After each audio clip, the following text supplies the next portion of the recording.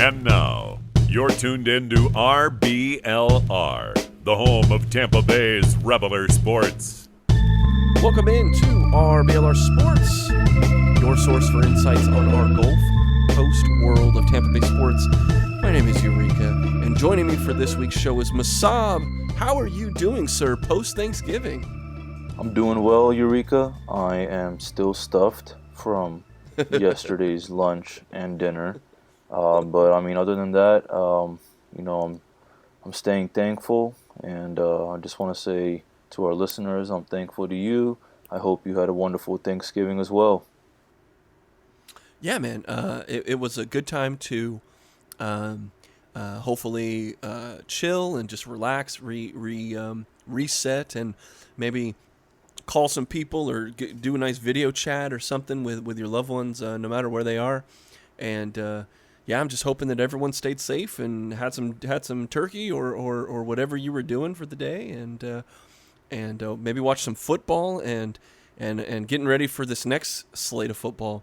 That's kind of what we're going to talk about today. Is it's an like all football edition of RBLR Sports, because we had our Tampa Bay Bucs losing on Monday Night Football in heartbreaking fashion to the LA Rams, and it's another one of these games where we have way more questions than answers, I think, and we're also going to talk about how that all feeds in to the matchup as the underdog against the Kansas City Chiefs. So Musab, man, going back to this Rams game, the Bucs lose 27-24, and the Bucs looked like they never really had all of the pieces at the same time, firing on all cylinders. What is there anything like a big takeaway that you had coming out of this game, and if there wasn't a big takeaway, maybe kind of what your thoughts are on the Bucs' loss to the Rams? Well, as you mentioned, at the end it was a tough loss. With Matt Gay hitting that game-winning field goal and Tom Brady, going for a deep drive to Cameron Brate, unfortunately leading to an interception. But overall, what I think of the game was it was a back and forth battle between two top three defenses. There was over 650 yards of offense between the two teams. But all things aside, though, I think both teams did, come in ready, knowing that, the other side, they're also really, really, they're dying for that win. But in this case, I guess, the Rams came in, more ready. They were willing to run the ball a little more, but fortunately, as our Bucs defense has been doing, they were able to shut that down, limiting them for just about, I think, 47 yards or so. So while the Bucs did try to get some big plays, despite facing one of the best defensive fronts in the league, I think it was a battle of defenses. So it makes you think, though, as I was watching the game, or as anyone watching the game, was who is really going to find their groove when it comes to the offensive side. I think the Bucs had many more potential weapons. Unfortunately, the elite secondary of the Rams were containing them, a lot of the times in the game. But I just I just really want to kind of just highlight the chemistry and, kind of how Jared Goff just kind of had his little mojo going on with Cooper Kupp and, the other wide receiver, Robert Woods. So it was, and with those three, I think that's when it really became deadly. The Bucs, while having some success in the first half, they weren't able to capitalize on the improved defensive effort in the second. It just seemed like the two sides of the ball couldn't get on the same page. But hey, Los Angeles is a good team. I do want to highlight that. A playoff team, the way I see it.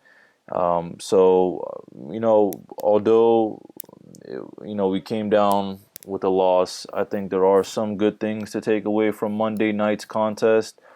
And I do want to also say that, Bucks are sitting right now at 7-4.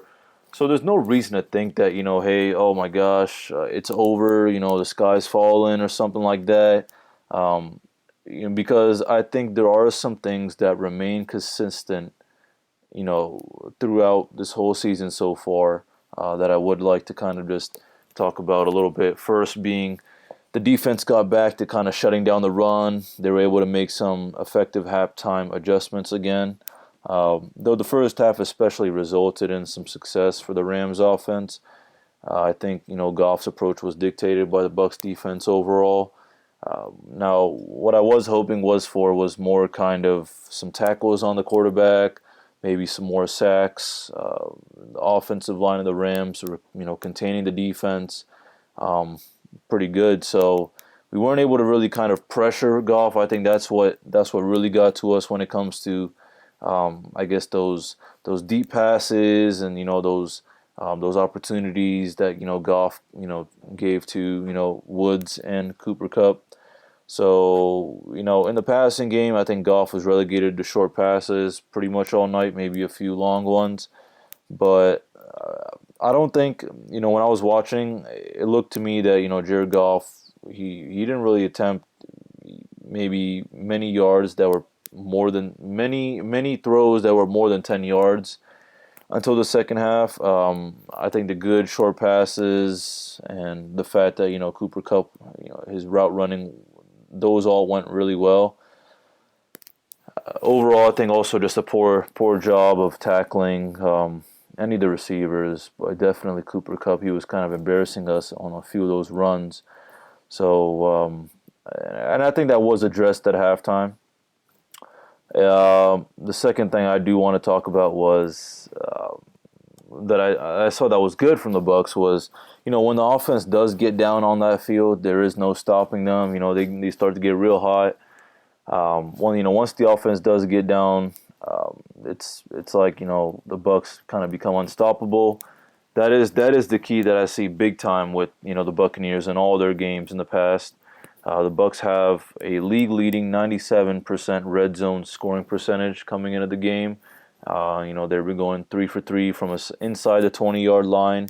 So I mean, when it comes to that stuff, they're looking real good. Mike Evans, he's been especially really good inside the red zone. The Bucs' first touchdown did come on a 9-yard play to Evans, which he caught the ball at the 8-yard line, only to muscle his way through the multiple defenders into the end zone from there. And I mean, that's exactly what I love watching from Evans and Gronkowski, even Brate. But I mean, when it comes to that, that kind of sizing up, looking at our good players like Evans and Gronk, I love watching, two big dudes just really dominate the secondaries. So really nice seeing on that. And then, I guess maybe the last thing was, while some things were consistent, some other things were inconsistent. I think the inconsistency really kind of, it bit the Bucs again. A week after putting up 46 points on offense, the Buccaneers struggled to sustain drives, especially in the second half against the Rams.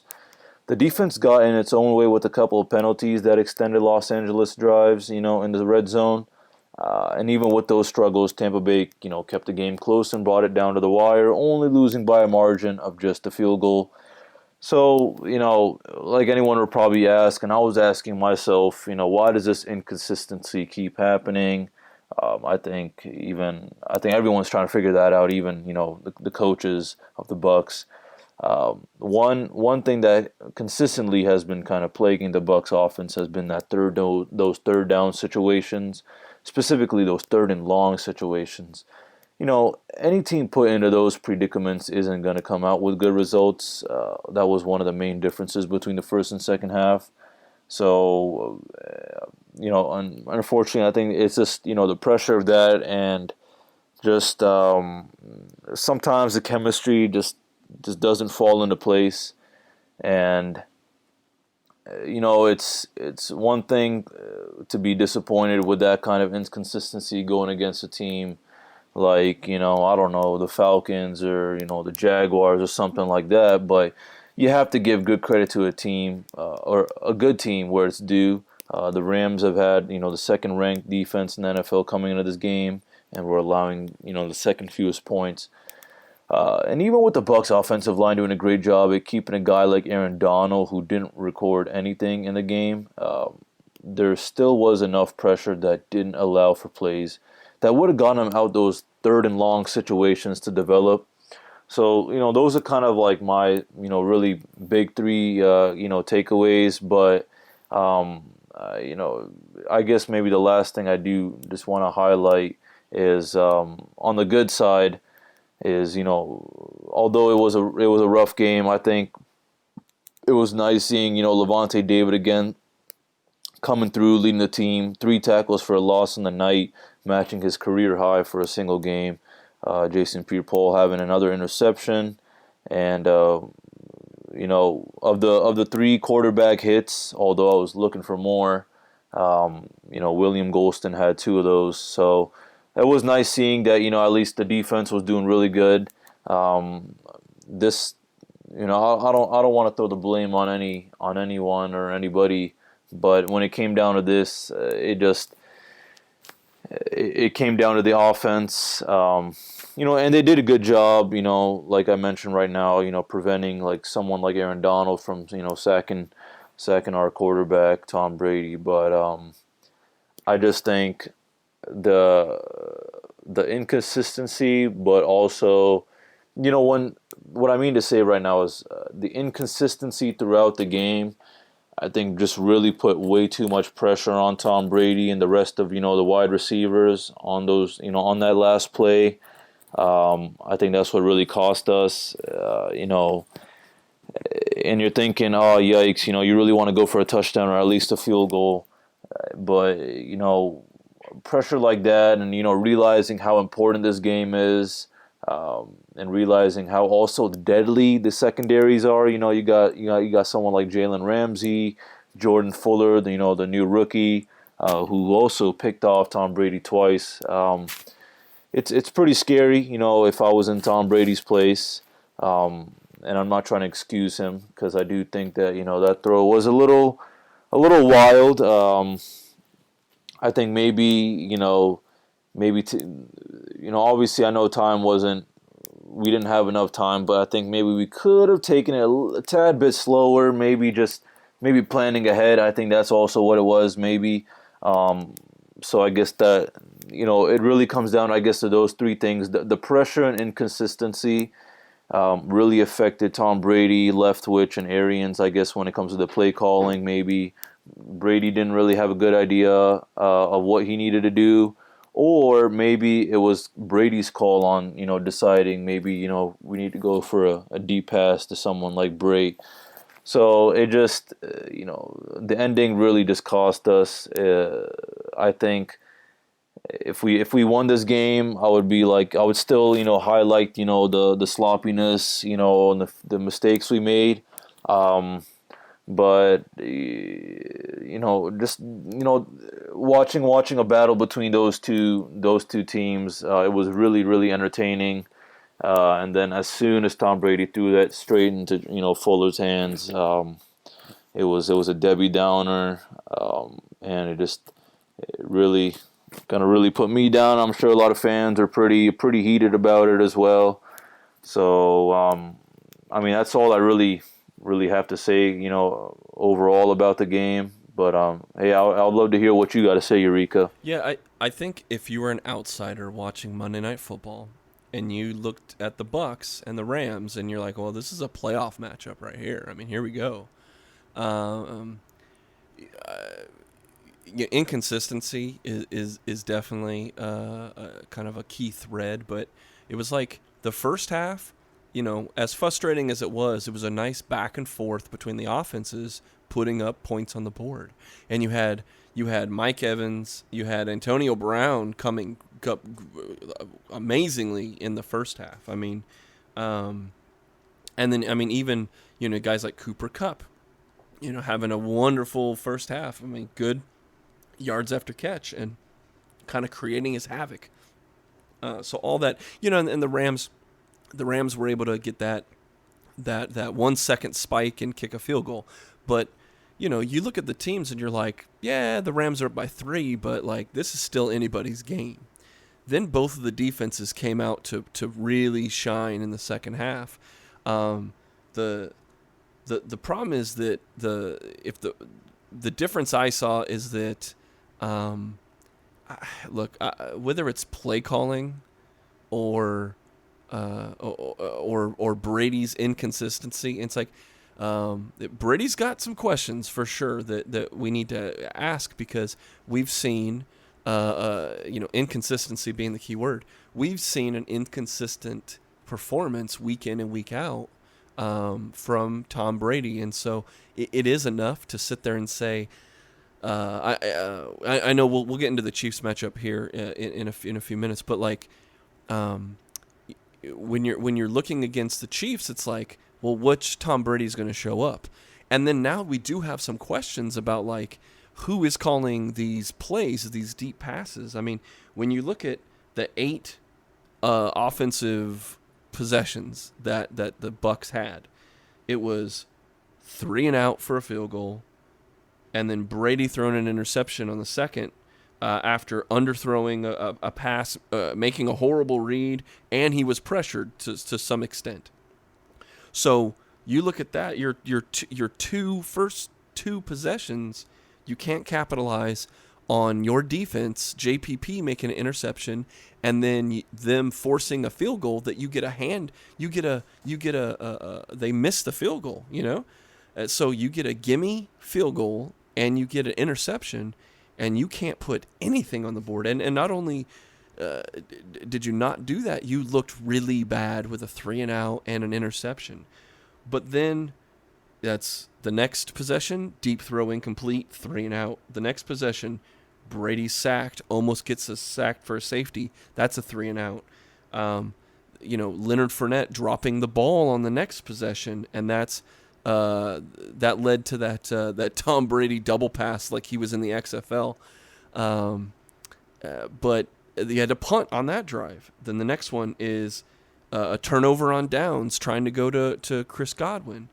And then finally, in the 7th possession of the whole game, you're still in the game because you tie it on a touchdown. So it's like they had so many opportunities that, whether it's running the ball a lot on first down, or you're trying these screen passes on the outside and Leonard Fournette dropping the ball multiple times, going deep when Tom Brady has, I think the stat is he is 0 for 19, or he's not converted a single pass over 20 yards in the recent performance here. And so it's just like, well, wait a second. Tom Brady wasn't ever known as like this air it out, launch the ball kind of quarterback. That's one reason he went drafted in the 7th round, is he doesn't have a cannon, but he's got a really high football IQ. So we saw in the first half that dink and dunk offense, while it's not going to be exciting, it has put over 30 points on the board this year. And I mean, trust me, I get like you have all these weapons, and so every once in a while you're going to need to uncork something down the field. It's just that it looks like, especially when bringing Antonio Brown in, it looks like they're trying to force that deep ball, almost like uncomfortably. They're trying to throw this into their offense when, as opposed to it being like a naturally occurring mismatch, and then there's a broken coverage and that opens up a deep ball. Like none of that is being done, and it seems like that would be catering more to the strengths of Tom Brady, where when you have an offensive line that you can't really expect there to be a 5 seconds of coverage or of protection. It kind of needs to be a 3-step drop, throw the ball, have you use all the weapons, and some of them have to be decoys on every play, knowing that like we can't go to all 5 receivers, so they need to. I mean, I don't know. I'm not in the room obviously with these guys, but I think that Tom Brady will do whatever Bruce Arians and to an extent what Byron Leftwich want to do in terms of like, this is my game plan, this is how we're going to do it. And what I don't know is at what latitude Tom Brady wants to check out of these things. You know, maybe Leftwich calls the play that most of the routes are beyond intermediate throws or deep throws, you know, trying to air it out or stretch that defense back so that maybe you get a little bit more or less pressure in the front 7 and kind of backing up linebackers and backing up safeties so you can open lanes for Jones and Fournette. And I know that's another one of the reasons that the Bucs like to do these kind of wide receiver screens or like a wheel route out of the backfield with a running back. But even when they were doing these things on the balls that Fournette dropped, I mean, one of them, even if he caught it, he wasn't going to go more than a couple yards unless he broke a couple tackles. And so it's just kind of like, that's the biggest inconsistency I see, is that I don't know if there's some kind of battle happening between Tom Brady and Bruce Arians. It sure sounds like something's going on the way that Bruce Arians talks about Tom Brady. Because I mean, if you would have asked Bruce Arians what the problem was in this game, he would have said, "Oh, my quarterback making bad reads." I mean, it's what he said in the press conference. And at this point, I'm just kind of like, well, Tom Brady's respected, and he should be able to have a latitude to check out of a play he doesn't want to run, or you know, we're going to call the play, but if I see this coverage, if I see this thing, and I see that this the blitz package they're going to put in, they're going to get past us, you know, at what point in this season does Tom Brady kind of take the reins of that and say, well, you know, sorry, Byron, but I got more rings than everybody here, so I'm gonna kind of want to steer the ship a little bit differently.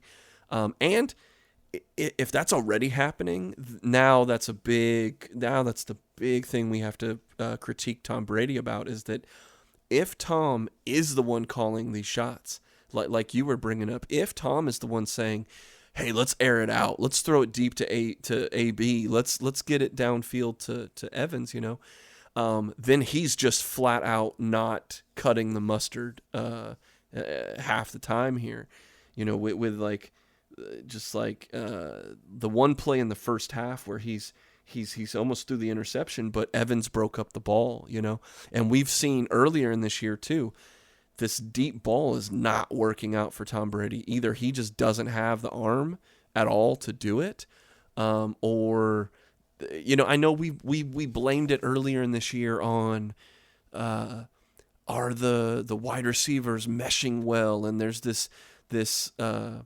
synergy that has to naturally evolve, and as we get more chemistry with Brady and his receivers, we're going to see all this stuff happen. Well, you know, here we are. You know, we're almost we're at week 12 right now, and although we've seen a lot of you know, a couple 300+ yard performances out of Brady,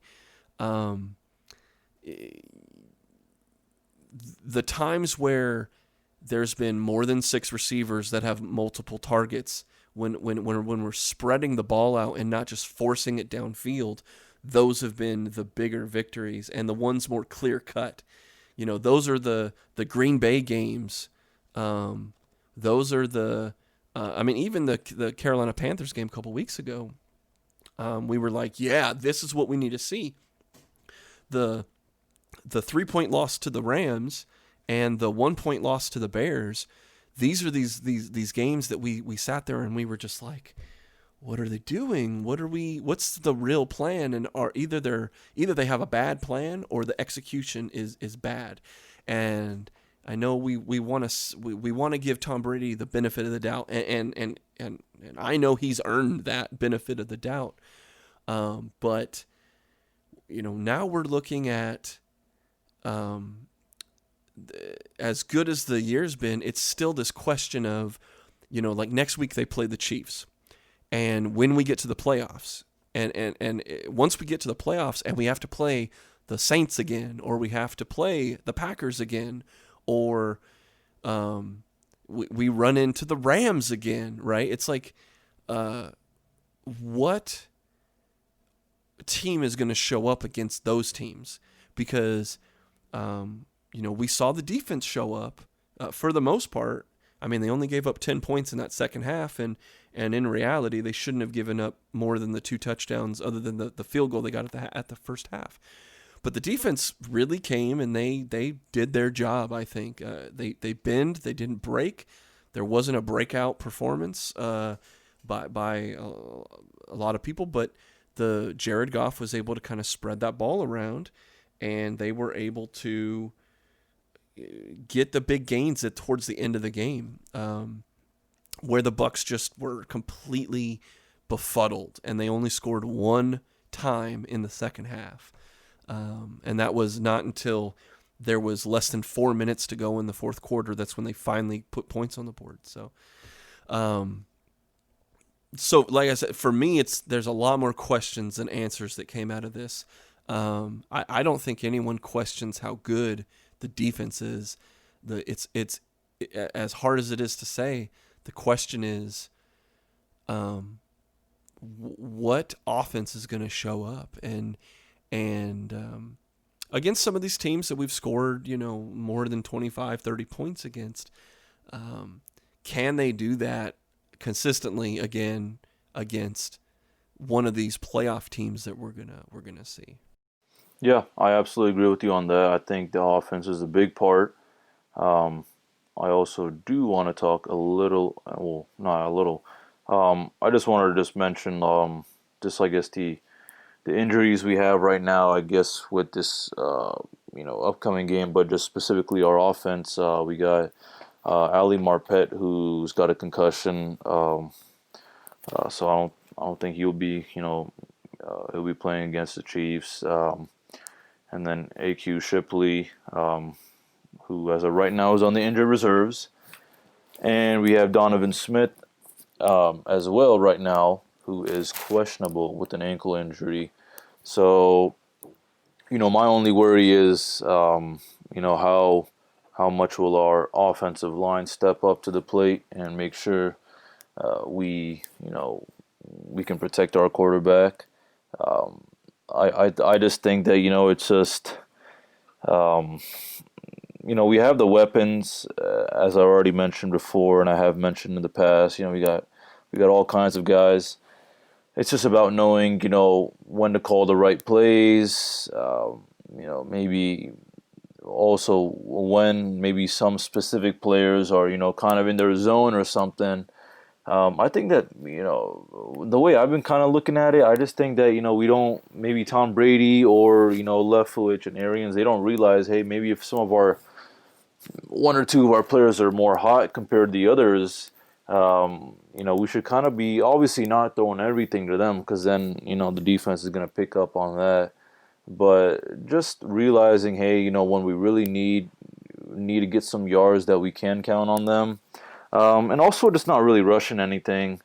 With this game, I just think that, I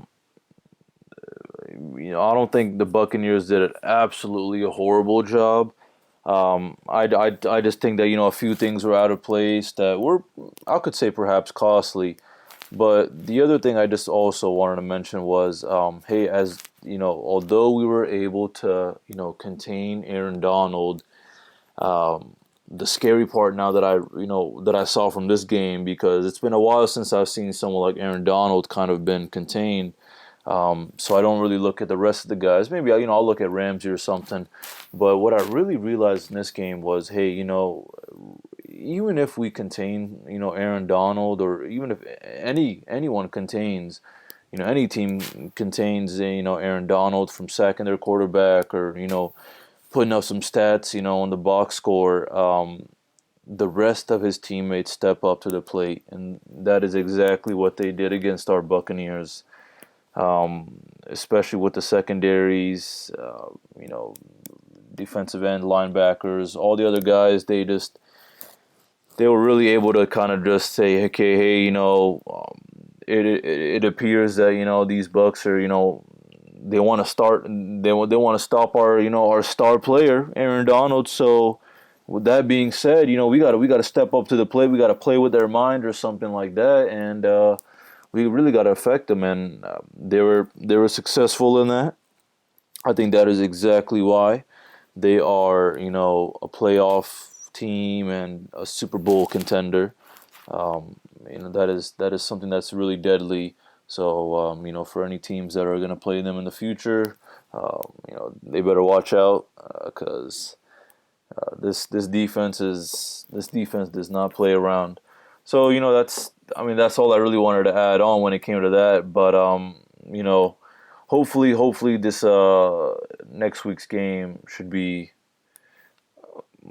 different than this past one. Obviously, with every team, it's a different experience. But it's just hey, look, we are now 11 games in now. It's going to be our 12th game now. So I'm hoping we learn and acknowledge where our mistakes are. I just really do think that I think it's the play calling and realizing who we need to put in for specific plays. I think the running game it was decent. I was obviously expecting the defense to stop our running backs. It would have been nice if we got some more yards, but I that was totally understandable. What I was a little disappointed in, and like everyone else, was this our wide receiver and his and the tight ends. Giving more opportunities to our tight ends, but with our wide receivers as well. It's obviously not easy going against a good team, but to win, you're gonna have to find their weaknesses as well, and we weren't able to do that. So for that reason, we lost. And what I just find really interesting was what I've been sharing right now is exactly what I was thinking throughout the whole game, especially the second half. And even when we got that touchdown, I was like, oh snap, like maybe the Rams can actually give us a chance to win. But it just wasn't enough, especially with the game-winning field goal by Matt Gay that got them up 3 points. And from there, just with so little time left, the pressure just really got into us. And I just think that with that kind of pressure and with that kind of defense going against our offense, it's hard to succeed. But ideally, I was hoping, hey, obviously I wasn't thinking, hey, Tom Brady's gonna throw a dime to Antonio Brown or Evans for a touchdown or something like that. I was thinking, all right, realistically, this should go to overtime. We just got to keep pushing and pushing, grind it out, and take it play by play, and get some yards. But I guess the Bucs coaches, or I guess maybe more like Leftwich and Tom Brady, they thought differently, eventually causing us to lose the game. Yeah, it's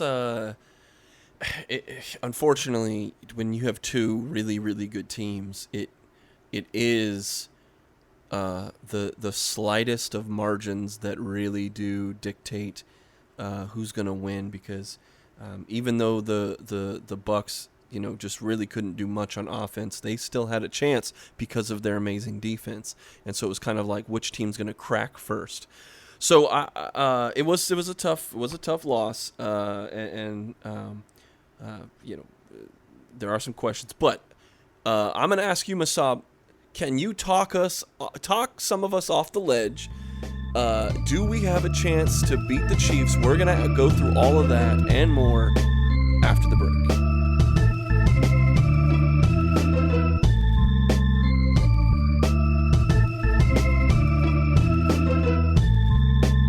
Welcome back to RBLR Sports. So Musab, you gotta talk me off the ledge, man. Tell me that the Bucs season isn't over. We still got a shot. And, I know the Chiefs are 9-1. I know they're the defending Super Bowl champion, and I know the Bucs are 3.5-point underdogs at home, and I know the Chiefs are on a 5-game win streak, and I know that the Bucs have lost 2 of their last 5. And it's been a huge loss to the Saints 2 weeks ago. And it was a disappointing loss to the Rams last week. But I still feel we got a shot. Do you? Can you talk some of these non-believers off the ledge and bring them back onto the pirate ship? Absolutely, Eureka. Before I say anything, before I answer your question, as if we still have a chance, I want to say this is tough times don't last. Tough teams do. And, 6 days after battling one of NFL's toughest defenses, I think our Bucs are now going to have to completely shift gears. And now they're going to, instead of keeping up with a team's defense, they're going to have to keep up with, Patrick Mahomes and his explosive offense. All right. And these Chiefs, they're leading the league right now with about 32 points scored per game. And hey, our Bucs are right behind with about 29 points a game. So, we've talked about this before, and many, others have said it as well. The NFL audience and our Bucs fans and Chiefs fans, they are going to be treated ideally, they're going to be treated to a thrilling shootout at the Raymond James Stadium. So, to answer your question, absolutely, I think we do have a chance, regardless of our wins and losses. I think the game we played against the Packers was an exemplary game that I want to see from our Bucs every single week, and seeing the way even the Packers are doing right now,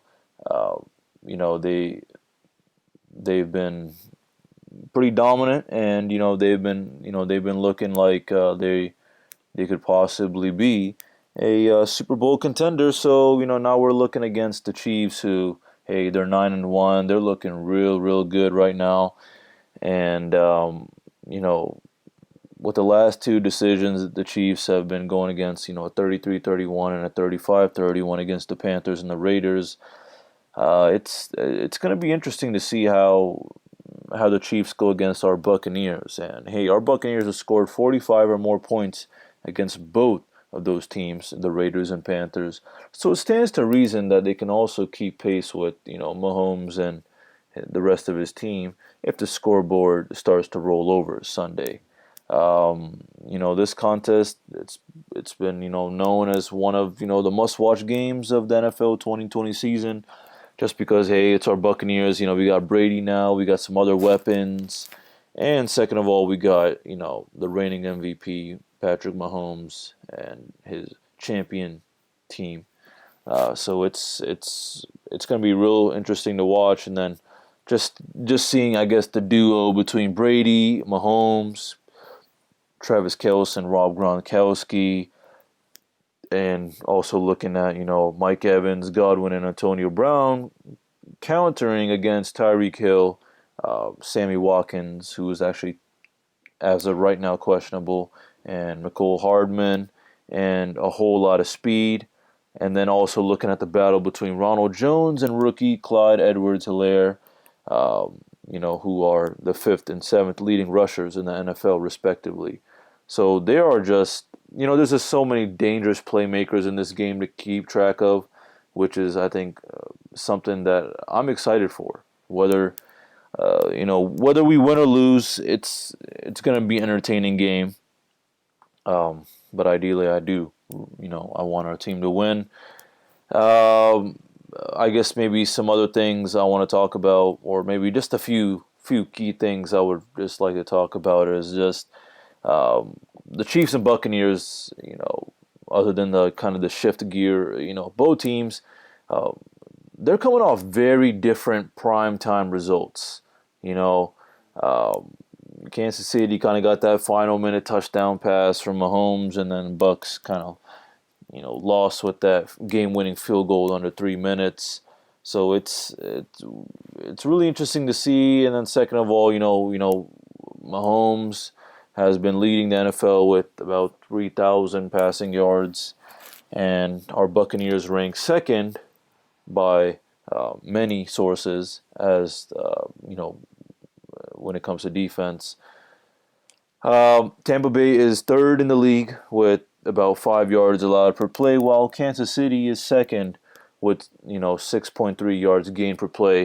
And I don't want to keep going on and rambling with all these statistics, but I just want to paint a picture in our audience's kind of mind, this is, at least as of right now, once the game starts, anything can happen. But the way a preview is looking for this game, it's gonna be a big battle between offense of the Chiefs versus defense of the Bucs. But also, I think the Bucs also got a little offensive power as well to add on to that. It just depends on how we're feeling.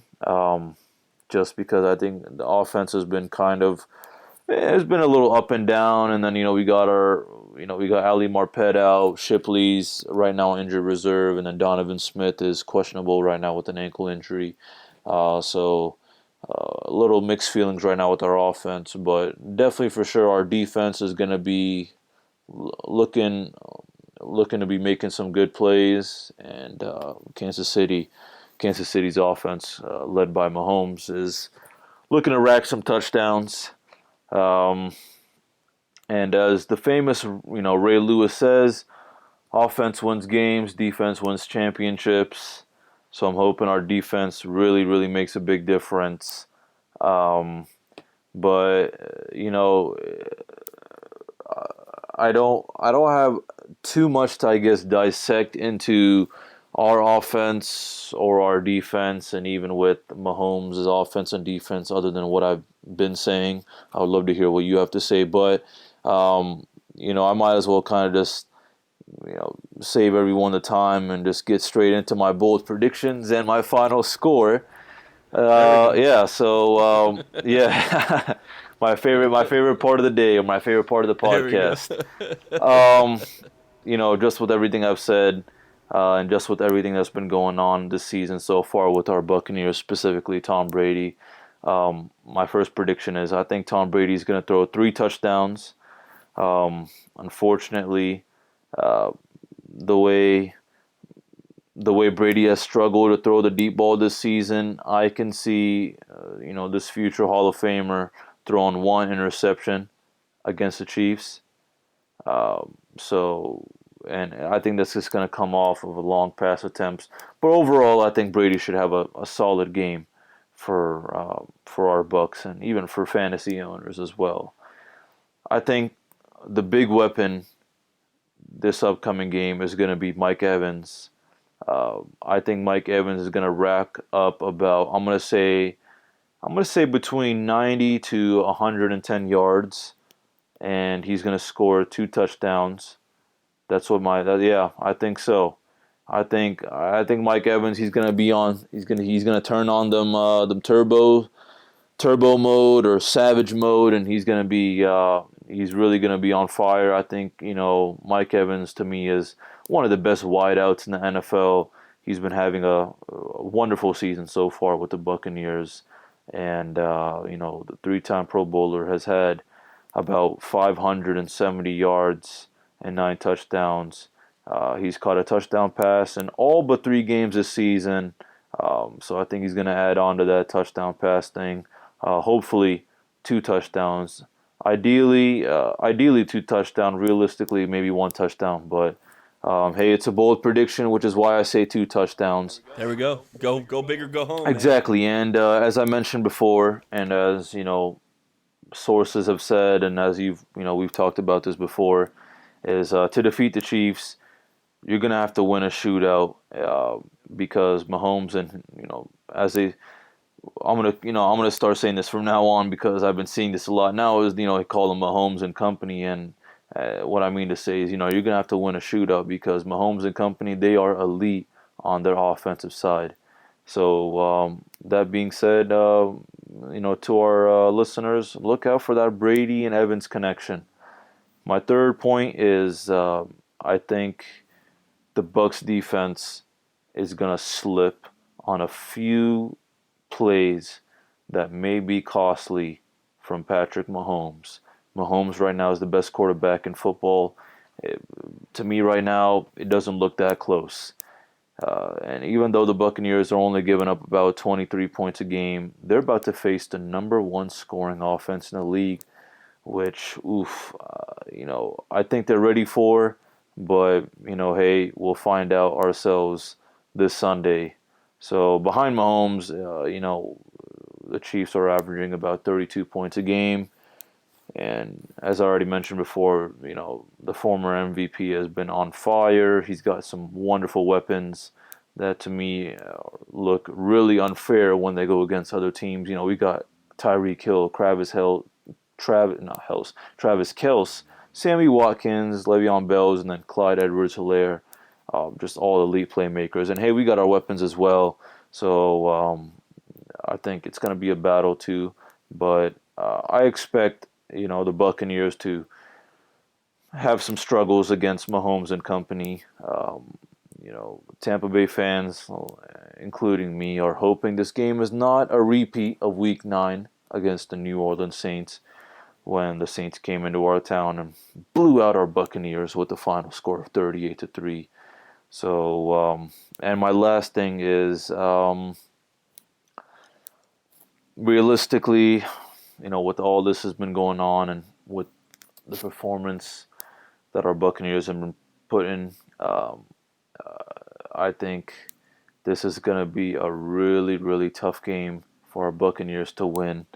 I try to stay optimistic, but, to our listeners, I don't want to just kind of be all sunshine and rainbows with you. I got to, keep it real with you, but this game right now is looking like a close loss.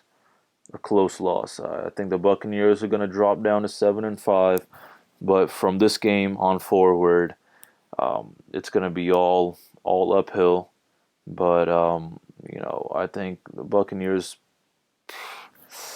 I don't like speaking bad about our Buccaneers, especially when they haven't done anything yet, as in lose. But I have them losing to a close game. This week against the Chiefs. It's just the Buccaneers are probably going to have to clinch a wild card spot to make the playoffs. But it's a bold prediction though, and I know I just said, hey, it looks like the Buccaneers are going to lose, but since he's the GOAT, I wouldn't be shocked if Tom Brady leads our Tampa Bay Buccaneers to an upset win over the Chiefs. However, the Chiefs they're not going to just, back down from a fight. And I think just mentally, in at least a way, if I was Mahomes and I'm going against the Buccaneers, specifically Tom Brady, I'm definitely going to be going all out. I want to be making a statement. Not that I'm trying to really embarrass Tom Brady, but I'm more trying to say that, hey, Tom, your time's up, buddy. You're still the GOAT. You had an amazing career, but there's a new guy in town. There's a new young guy in town. He's on fire. He plays on the Chiefs, and his name is Patrick Mahomes.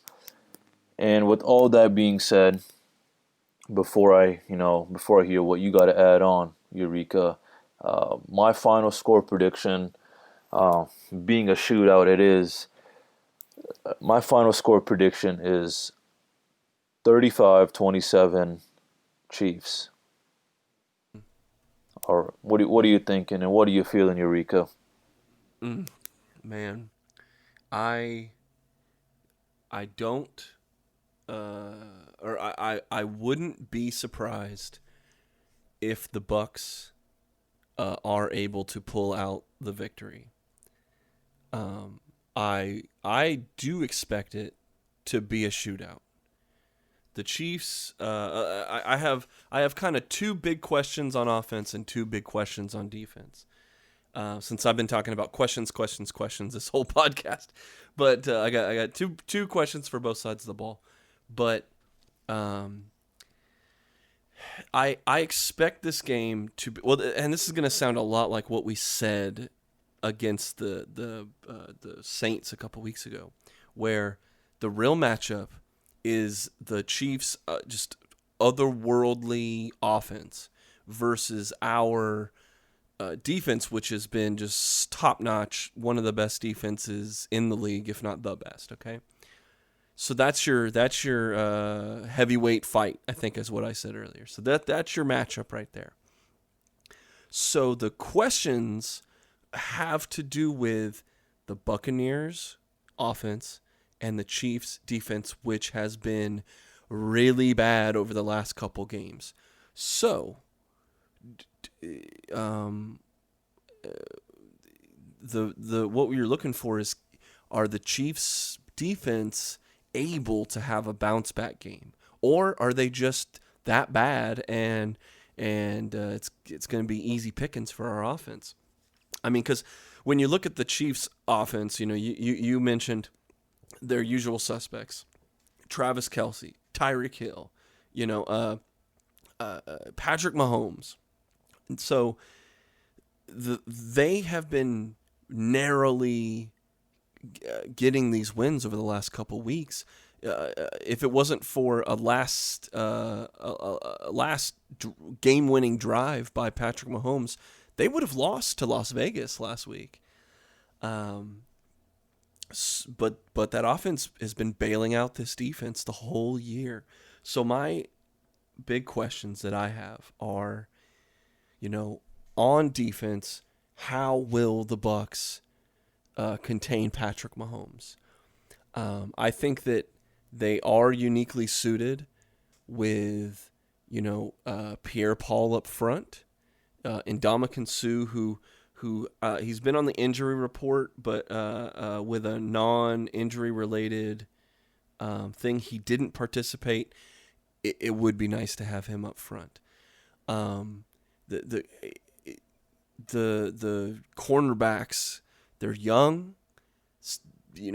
Maybe they can be caught off guard by some of these deep throws that every once in a while the Chiefs like to throw. They like to be vertical. I think that they have the capability and the possibility is there. And really, that's going to be one of those one or two things that have to happen when you have two juggernauts going against each other. It really is those little tiny margins that make all the difference. So you talk about the macro level. The other question I have is, how is that Bucs defense going to get deep penetration against the Chiefs O-line? Now, what I love is that the Chiefs offensive line has been kind of pieced together in different games this year. They haven't had a consistent, solid unit game by game by game. And an offensive line is one of those things where it's kind of the sum of the parts is better than the individuals. They are playing off of each other, and it is a kind of a single unit. You have to think of the offensive line as a single unit that if there's one weak link in that chain, the whole thing falls down. While they don't have anyone out, they do have one guy, Mike Remmers. He's with a rib injury that's been hurting him, and they have Eric Fisher with an ankle and a shoulder injury that's been nagging him, and they have been full participants. But you look at that, and you've got at least a couple guys that have been hurt throughout this whole year. And they've been kind of moving guys around each game. So can that continuity be broken by our front seven. On offense, it really comes down to two things that I know a lot of people have been complaining about, which is what offensive changes are going to happen so that the Bucs can keep pace with Kansas City. I fully expect Kansas City will do what they've done all year, which is score a lot of points. So we cannot have these blocks of possessions that end up with nothing. The Bucs cannot go 3 straight drives without putting points on the board. Otherwise, we're going to look back and we're going to see, okay, there was this chunk of time that they had an opportunity. The defense was getting interceptions or getting 3 and outs or forcing a punt or not letting them in the red zone, or maybe there's a missed field goal. There's going to be a chunk of time where that happens, that it will be the one time that the Bucs have to get a 1 to 2 score lead, and then have the defense hold on to that. That would be phenomenal. So some of that offensive changes might have to deal with play calling. How are you being unpredictable? How are you, if you're running the ball on first down and you get shut off, are you throwing that deep ball predictably on second down only to come back with a 3 and out?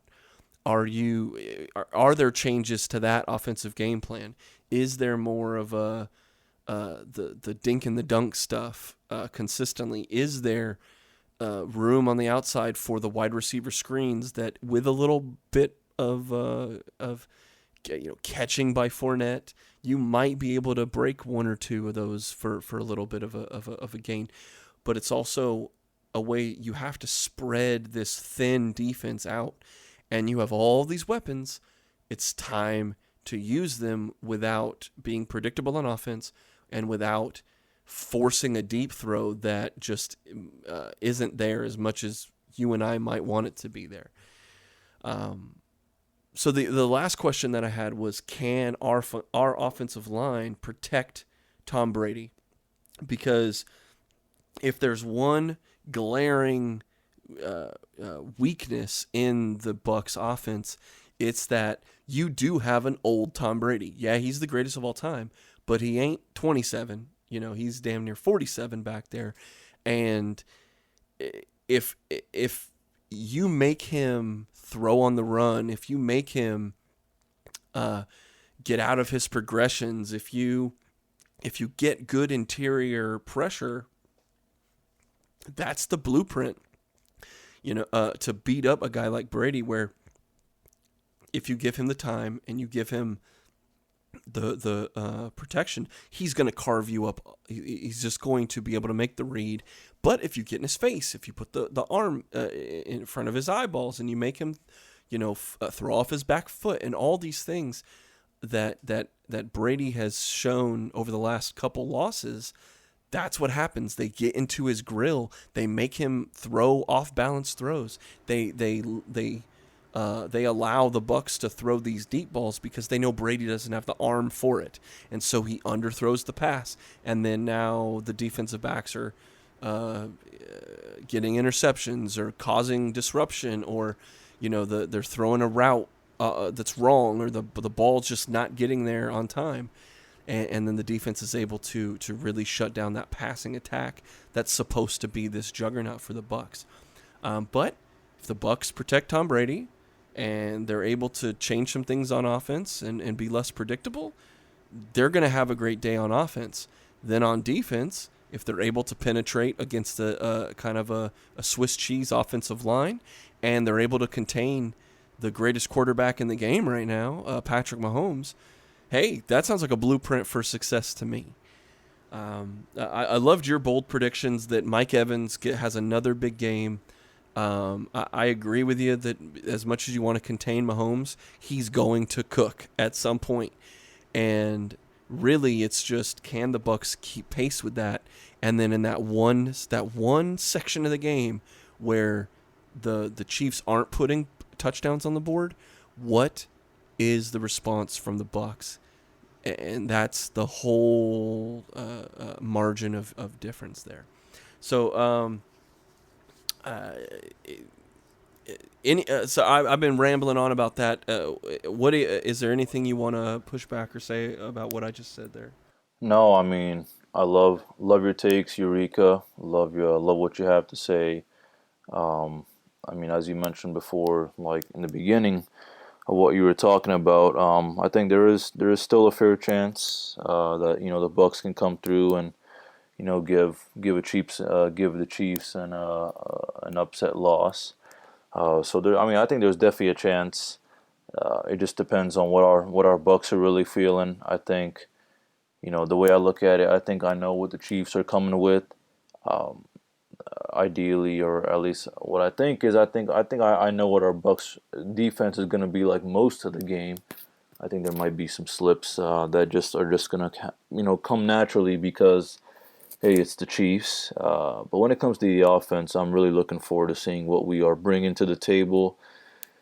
With each loss, I feel like Leftwich and Arians and the rest of the coaching staff and Brady are kind of in a meeting room together or something, and really making sure they can find new opportunities or kind of highlight what the weaknesses and what the strengths are of what's been working for the team and what hasn't been working for the team to make sure that we do get a win. I think the Buccaneers they can beat any team this season if all goes well. I think from the top of my head, and I don't want to point any specific teams out or I'm gonna leave any out, but I think there are a handful of teams in this league that I can see beating every single other team in the league. I could even, from the top of my head, I can say, I mean, other than obviously the Chiefs, yeah, I could say right now like the Rams, the Bucks, the Saints. These teams who have lost, games this in the past this season. They are also the same teams. If you ask me now, and I could rewind, this whole season from starting to week one, I could say all those teams could go undefeated. So it's going to be a good game, I hope. I'm just really praying. The big thing I'm praying is it's not a blowout loss like it was to the Saints, because for most fans, it's kind of like, hey, I had a good, Thanksgiving break, whether that meant, you worked, whether that meant you had 2 days off, 3 days off, 4 days off, the whole week off. And, to our young fans who are in school, they have the whole week off. To the college students who are, fans of our Bucks, they have the week off. So it's basically like this, that, hey, the Sunday blues are going to come around because it's Thanksgiving week and, oh, I got to go back to work, or, oh, I got to go back to school. But, hey, it would be really nice if the Buccaneers would win just to make my week a little nicer. And if they, hey, listen, at least for me, being the Chiefs, as long as it's a shootout and as long as it's a good game, if we lose, I understand why, because, hey, it's Patty Mahomes and company. But if it happens to be a blowout loss, I will stay supporting my team. I will stay loyal to them, and I will praise our Bucks on what they did right against the Chiefs. But it will still also hurt as well if we lose, because I got to go back to work on Monday, and I'm thinking, oh, yikes, oh man. And then also, I mean, the media, Eureka. Sure. Just because, yeah, sure. Yeah. Sure. Oh, so we're just speaking 3 times now, huh? No, but just because, hey, it's Brady, Mahomes, and being on the Buccaneers with all these weapons, and then Mahomes being, the Chiefs being 9-1, potentially being 10-1, and having some other weapons as well, like Hilaire, and Kels. It's definitely, and I mean, it's like a primetime game for me. It's gonna be on SportsCenter. If the Bucks win, it's gonna be like, ooh, does Brady still have it in him? But if the Chiefs win, it's gonna be like, hey, is Mahomes the new Brady? Yeah, like So I will be very proud, win or lose, if the Bucs they throw everything they got at the Chiefs and it just isn't enough because of the greatness of Patrick Mahomes. Okay, yeah, I get that. Look. If everyone's playing their best football, Kansas City is going to score a bunch of points. The Bucs are going to score a bunch of points, and if our defense is playing their hearts out and it just doesn't they lose by a point or they lose by a field goal or something like that, I think we can all hold our head high and just say, well, look, the Chiefs are probably the second best team, if not the best, depending on how you feel about Pittsburgh. They're the best team or the second best team in the league, okay? And they're the defending champions. So I don't think anyone's gonna hang their head in shame of losing to those guys. But if the Bucs do have a performance that's like multiple turnovers on offense, can't really get anything going against this particular Chiefs defense, then it goes right back to what we were asking about the Rams game, which is like, okay, we've seen you score 40 points this year. Where is it? What needs to happen, or what happened that you lost? We bring in these guns, we do all this stuff. So I say all that because I think my final score, my prediction, is the Chiefs winning 30-26, and that's why I'm saying I will be proud of the Bucs if it goes to a shootout, and the Chiefs were just able to score 30 points on our defense, even when they're playing like really good defense. But the Chiefs just were able to figure it out. They broke a coverage, or there was a one-on-one matchup, and they just, man, those Chiefs, they're just so dang good, and they did it, even against our great defense, okay? That I don't think I would be that disappointed in. It's if we end up getting blown out 35-3, and just everybody looks bad in that scenario. Now it's like, guys, we're going into this bye week, and I know we sorely need this bye week, but they got to get one more big win before they finish the season against, the Falcons a couple times, and the kind of a softer schedule that they have for the rest of the year. This is like the last big game, the last big test they're going to have before the playoffs. And they didn't pass their last test against the Rams, and if they don't pass this test, and even if they blow out the rest of the teams in the year, it's going to still be like, well, here's the playoffs. Who are you really, and can you be the best possible team against a team that has a legitimate shot at a title? So those are just my thoughts on this game, though. Well, I definitely agree on a lot of those points, Eureka. I totally see it the way you see it. I just think there's just so much, I guess, that can happen, that it's really hard to predict. But I think you and I definitely, I guess, have a concrete idea of what ideally should happen. But it's football, and second of all, it's Brady versus Mahomes. I mean, both of these guys can really make some magic happen. So that's just what makes football so beautiful, huh? Absolutely, man. Like I want to end this on an up note. So I think Tom Brady is going to show up because, once again, every time they lose, they come back and kick someone's butt. It's been the Panthers twice, okay? But I think this time they can have a bounce back victory against a really good team like the Chiefs, and that makes us feel even better about who they are and where they're going and what they can do. I'm hoping that Jones runs for over 100 yards and Fournette gets some touches in there too. I'm hoping that the Brady to Gronk touchdown celebrations happen, and that lead just keeps getting bigger and bigger for them. I'm hoping that Tristan Wirfs and the guys that are on the line are just protecting Brady all the time. I'm hoping that on defense we're getting, sacks from JPP or keep his interception streak going, or we get these guys, we get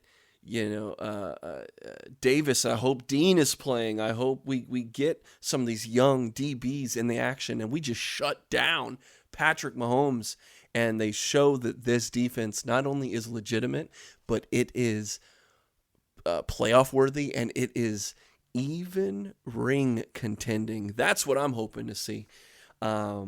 So I'm excited, because if this plays out the way we think it should play out, it's going to be a lot of fireworks. So I guess that'll be how we end the show today. Is that right now we're in a state of they should be able to really be a good football team, and this should be a great football game with two behemoths just going at each other. And we hope that you follow along with us. We are at RBLR Sports on all forms of social media. And please remember, wherever you're listening to this right now, you can like and you can subscribe to what we're doing here. We're on Apple Podcasts. We're on Spotify. We're on Stitcher. We're on Google Podcasts. We have a YouTube channel with all the pods, and including some bonus content like some sports card openings and things like that we're doing. So there's a lot of cool stuff going on, and there's a lot even more to happen in the future. Musab, man, anything for us before we get out of here, big guy? Just as always, I appreciate all of our listeners, and I appreciate you as well, Eureka. Being Thanksgiving, right being Thanksgiving week it is. I'm thankful for this opportunity to be doing a podcast with you, and thankful to all of our listeners as well. And I'm thankful to our Bucs for so far having a pretty solid season. Obviously, it could be better, but it's been solid. So I'm thankful to our Bucs and thankful to our Lightning and Rays, who had an absolute stellar season, both of them. It's right around the corner to the next season. And I'm thankful to our Rowdies. Hey! Rowdies, to anyone who's a Rowdies fan or to any Rowdies players or coaches listening, I know for a fact that, if the finals happen, I know y'all would have won. Oh, but, absolutely. Maybe some people decide or think differently, which is why they just give you that title, Eastern Conference champs. But I know y'all are the USL champs, and that's really about it, though. But on some real stuff, thanks again. Hopefully in a year or 2 years or 3 years or 5, 10 years, RBLR Sports is going to be bigger and better, and we are definitely going to remember those who started from the bottom with us. So that's about it, and I hope you guys all have a wonderful, wonderful weekend, and let's pray that our Buccaneers get a win against the deadly Chiefs. And that's about it. And I will see you all next week with Eureka. Take it easy, guys. We'll see you next week. Thank you for tuning into this presentation by RBLR Sports. On your way out of the stadium, please remember to like and subscribe.